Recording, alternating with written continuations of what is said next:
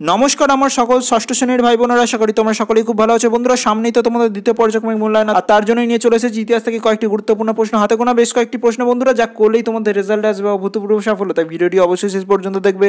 ভালো লাগলে লাইক করে দিয়ে বন্ধুদের মধ্যে যতটা পারো ভিডিওটি শেয়ার করে দাও। আর চ্যানেলটিতে নতুন হলে সাবস্ক্রাইব করতে কিন্তু একদম ভুলো না। স্ক্রিনে দেওয়া নাম্বার প্যাটার্নটি অবশ্যই ভিডিও পজ করে দেখে নাও। তো চলো কথা না বাড়িয়ে ভিডিওটি শুরু করা যাক।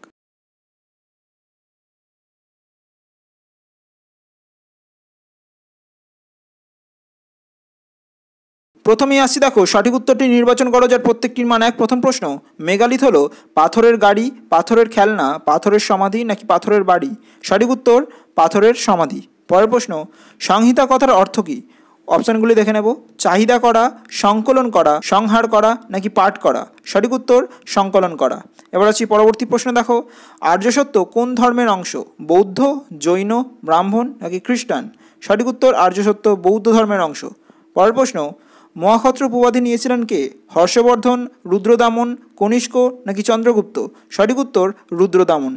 এবার আসছি পরবর্তী প্রশ্ন, দেখো দক্ষিণ ভারতের একমাত্র জনপদ ছিল মগধ, অবন্তী, কোশল নাকি অসমক? সঠিক উত্তর অসমক। পরের প্রশ্ন, গৌতম বুদ্ধ জন্মগ্রহণ করেছিলেন কোন বংশে? লিচ্ছবি, মৌর্য, হর্যঙ্ক নাকি শাক্য বংশে? সঠিক উত্তর শাক্য বংশে। এবার আসছি পরবর্তী প্রশ্ন, দেখো আদি বৈদিক যুগের ইতিহাস জানার একমাত্র উপাদান হলো সামবেদ, ঋগ্বেদ, অর্থশাস্ত্র নাকি ইন্ডিকা? সঠিক উত্তর ঋগ্বেদ। পরের প্রশ্ন, বৈদিক যুগে শাসনের কাজে সাহায্য করতেন কারা? অমাত্য, মহামাত্র, রত্নিন নাকি মন্ত্রী? সঠিক উত্তর রত্নিন। এবার আসছি পরবর্তী প্রশ্ন, দেখো প্রিয়দর্শী উপাধি নিয়েছিলেন কে? অশোক, বিন্দুসার, চন্দ্রগুপ্ত নাকি সমুদ্রগুপ্ত? সঠিক উত্তর অশোক। পরের প্রশ্ন, আইহোল প্রস্তস্তি রচনা করেন কে? বাণভট্ট, অশ্বঘোষ, রবিকীর্তি নাকি কৌটিল্য? সঠিক উত্তর রবিকীর্তি। রবিকীর্তি ছিলেন দ্বিতীয় পুলকেশীর সভাকবি। এবার আসছি পরবর্তী ভাগে নিচের প্রশ্নগুলির উত্তর দাও, যার প্রত্যেকটির মান এক। প্রথম প্রশ্ন, কোন ভাষায় বৌদ্ধ ধর্ম প্রচার করা হতো? সঠিক উত্তর পালি ভাষায়। পরের প্রশ্ন, কোন শিলালেখ থেকে রুদ্রদামনের কৃতিত্ব সম্পর্কে জানা যায়? সঠিক উত্তর জুনাগড় শিলালেখ থেকে। পরের প্রশ্নে আসি, দেখো শকলোত্তর পথনাথ উপাধি কে নিয়েছিলেন? সঠিক উত্তর হর্ষবর্ধন। পরের প্রশ্ন, কোন গাছকে বোধিবৃক্ষ বলা হয়? সঠিক উত্তর পিপল গাছকে। পরের প্রশ্ন, মহাবীর কঠোর তপস্যার পর কী নামে পরিচিত হন? সঠিক উত্তর কেবলিন। এবার আসছি পরবর্তী প্রশ্ন, দেখো বন্ধুরা খ্রিস্টীয় ষোড়শ শতকে ভারতীয় রাজনীতির মূল কেন্দ্র কী ছিল? সঠিক উত্তর গঙ্গার উপত্যকা অঞ্চল। পরের প্রশ্ন, বৈদিক যুগে শিক্ষার দুটি প্রধান বিষয় কী ছিল? সঠিক উত্তর ছন্দ ও ব্যাকরণ। পরবর্তী প্রশ্ন, দেখো ঋগ্বেদে কোন পর্বতের উল্লেখ নেই? সঠিক উত্তর বিন্ধ্য পর্বত। এর পাশাপাশি ঋগ্বেদে কোন নদী এবং পর্বতের উল্লেখ রয়েছে তাও তোমরা দেখে রাখবে। এবার আসছি পরবর্তী প্রশ্ন, দেখো বন্ধুরা বৈদিক যুগে কোন কোন মুদ্রার ব্যবহার করা হতো? সঠিক উত্তর নিস্ক ও শতমান। পরের প্রশ্ন, বেদাঙ্গ রচনা করা কেন হয়েছিল? উত্তর দেখে নেব। বৈদিক সাহিত্যগুলিকে সঠিকভাবে উচ্চারণ করতে ও তার ছন্দ ও আসল অর্থ বোঝার জন্যই বেদাঙ্গ রচনা করা হয়েছিল। এই বেদাঙ্গের সংখ্যা ছিল 6। এবার আসছি পরবর্তী প্রশ্ন, দেখো বেদের অপর নাম হলো ড্যাশ? সঠিক উত্তর শ্রুতি। পরের প্রশ্ন, বেমানান শব্দটি চিহ্নিত করো। ভরতপুর, বুরজাহম, ইনামগাঁও নাকি ভগবানপুরা? সঠিক উত্তর ভগবানপুরা, কারণ ভগবানপুরা বাদে বাকি তিনটি হলো মেগালিথের উদাহরণ। পরের প্রশ্ন, সত্য মিথ্যা নির্বাচন করো। একটি রাজতান্ত্রিক জনপদ হলো মল্ল। এটি একটি মিথ্যা বিবৃতি বন্ধুরা, কারণ মল্ল ছিল একটি গণতান্ত্রিক জনপদ বা অরাজতান্ত্রিক জনপদ। এবার আসছি পরবর্তী প্রশ্ন, দেখো সমুদ্রগুপ্ত উত্তর ভারতের কতজন শাসককে পরাজিত করেন? সঠিক উত্তর 9 জন। এর পাশাপাশি তোমরা দক্ষিণ ভারতে কতজন শাসককে পরাজিত করেন তাও জেনে রাখবে, সেটি হলো 12 জন। পরের প্রশ্ন, কবে থেকে গুপ্তাব্দ গোনা শুরু হয়? সঠিক উত্তর 319 থেকে 320 খ্রিস্টাব্দে। পরবর্তী প্রশ্ন, দেখো কোন গুপ্ত শাসক সফলভাবে হুন আক্রমণ প্রতিরোধ করেন? সঠিক উত্তর স্কন্দগুপ্ত, তাই তাকে ভারতের রক্ষাকারীও বলা হয়। এবার আসছি পরবর্তী ভাগে 2 থেকে 3টি বাক্যে উত্তর দাও, যার প্রত্যেকটির মান 2। প্রথম প্রশ্ন, মৌর্য সম্রাটেরা গুপ্তচর নিয়োগ করতেন কেন? যার সঠিক উত্তর রয়েছে বন্ধুরা তোমাদের পাঠ্য বইয়ের 83 নম্বর পৃষ্ঠায়। মৌর্যদের সাম্রাজ্য পরিচালনার অন্যতম একটি অংশই হলো গুপ্তচর নিয়োগ, এবং কেন সেটি তারা করতেন তা তোমাদের লিখতে হবে। পরের প্রশ্ন, বৌদ্ধ ধর্মে ত্রিরত্ন বলতে কী বোঝো? যার সঠিক উত্তর রয়েছে বন্ধুরা তোমাদের পাঠ্য বইয়ের 74 নম্বর পৃষ্ঠায়। বন্ধুরা, বৌদ্ধ ধর্মের ত্রিরত্নের পাশাপাশি তোমরা জৈন ধর্মের ত্রিরত্নটিও দেখে রাখবে। এবার আসছি পরবর্তী প্রশ্নে, দেখো অষ্টাঙ্গিক মার্গ বলতে কী বোঝো? যার সঠিক উত্তর রয়েছে তোমাদের পাঠ্য বইয়ের 72 নম্বর পৃষ্ঠায়।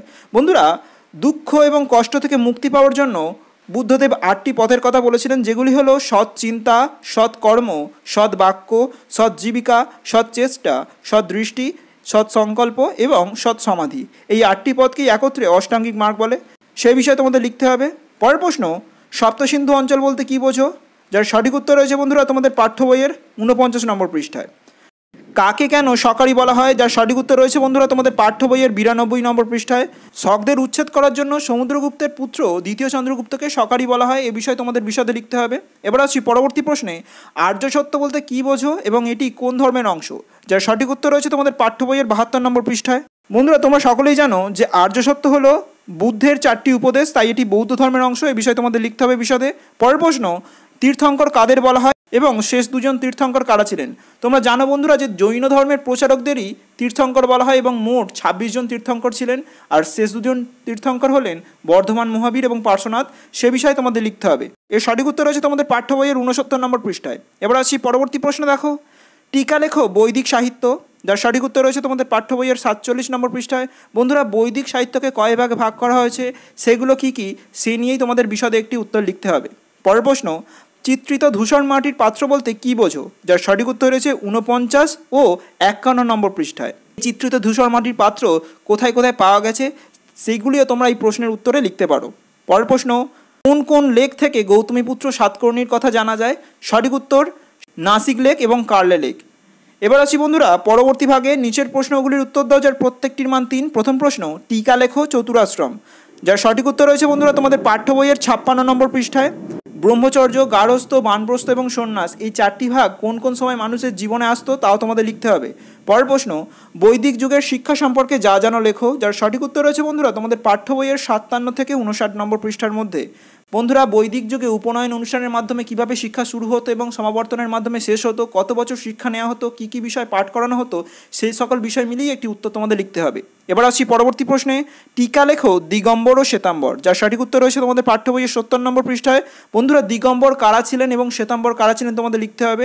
স্থূলভদ্র এবং ভদ্রবাহুর নেতৃত্বে জৈন ধর্মে পার্শ্বনাথ ও বর্ধমান মহাবীরের আদর্শে দুটি দলের ভাগ হয়ে যায় এবং তারা বর্ধমান মহাবীর এবং পার্শ্বনাথের আদর্শে নিজেদের যাবতীয় নীতি পালন করে থাকে। এরাই ছিলেন দিগম্বর এবং শ্বেতাম্বর। সে বিষয়ে তোমাদের লিখতে হবে বন্ধুরা। এর সঠিক উত্তর রয়েছে তোমাদের পাঠ্য বইয়ের 70 নম্বর পৃষ্ঠায়। পরের প্রশ্ন, বৌদ্ধ এবং জৈন ধর্মের মধ্যে পার্থক্য উল্লেখ করো। নব্য ধর্ম আন্দোলনের পর যে দুটি ধর্ম গড়ে উঠেছিল তার মধ্যে অন্যতম ছিল বৌদ্ধ এবং জৈন ধর্ম, এবং সেই দুটি ধর্মের মধ্যে কি কি পার্থক্য ছিল, বৌদ্ধ এবং জৈন উভয় ধর্মের মধ্যে যে দৃষ্টিভঙ্গিগত পার্থক্য কিংবা তাদের যে ত্রিরত্ন এবং আলাদা আলাদা ধর্মগ্রন্থ এবং তাদের যে প্রচারের ভাষাগত পার্থক্য, সেই সকল বিষয় নিয়ে তোমাদের একটি উত্তর লিখতে হবে। যার সঠিক উত্তর রয়েছে বন্ধুরা তোমাদের পাঠ্য বইয়ের 69 থেকে 72 নম্বর পৃষ্ঠায়। পরের প্রশ্ন, কনিষ্কের মূর্তির সংক্ষিপ্ত বিবরণ দাও। যার সঠিক উত্তর রয়েছে তোমাদের পাঠ্য বইয়ের 91 নম্বর পৃষ্ঠায়। বন্ধুরা এই কনিষ্কের মূর্তি কবে কোথা থেকে পাওয়া যায় এবং এই কনিষ্কের মূর্তির যাবতীয় পোশাকের বর্ণনা নিয়ে তোমাদের একটি উত্তর লিখতে হবে। এবার আসি পরবর্তী প্রশ্ন, দেখো নাসিক লেক ও এলাহাবাদ প্রশস্তি সম্পর্কে যা জানো লেখো। বন্ধুরা এই দুটি বিষয় থেকেই তোমরা ধারণা নিয়ে রাখবে, দুটির মধ্যে যে কোনো একটি পড়বে পরীক্ষায়। এর সঠিক উত্তর রয়েছে তোমাদের পাঠ্য বইয়ের 89 এবং 92 নম্বর পৃষ্ঠায়। নাসিক লেক পড়ে আমরা কোন শাসকের কথা জানতে পারি, কিংবা এলাহাবাদ প্রশস্তি কার লেখা এবং সেখান থেকে পড়ে আমরা কোন শাসকের কথা জানতে পারি, সেই সকল বিষয় নিয়ে তোমাদের লিখতে হবে। পরের প্রশ্ন, টিকা লেখো ত্রিপিটক। যার সঠিক উত্তর রয়েছে তোমাদের পাঠ্য বইয়ের 73 নম্বর পৃষ্ঠায়। বন্ধুরা ত্রিপিটক কোন ধর্মের ধর্মগ্রন্থ, ত্রিপিটকের 3টি পিটক কী কী, সেই সকল বিষয় নিয়ে তোমাদের একটি উত্তর লিখতে হবে।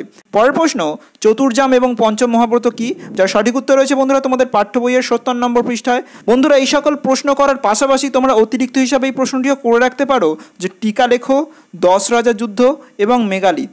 এই দুটি বিষয় থেকে তোমরা ছোট ছোট ধারণা নিয়ে রাখতে পারো। তোমাদের পাঠ্য বইয়ের 51 এবং 61 নম্বর পৃষ্ঠায় এর উত্তর তোমরা পেয়ে যাবে। তবে বন্ধুরা আগের প্রশ্নগুলির ওপর বেশি পরিমাণে জোর দেবে, সেগুলি কমপ্লিট করার পরেই এই অতিরিক্ত প্রশ্ন তোমরা মুখস্থ করবে।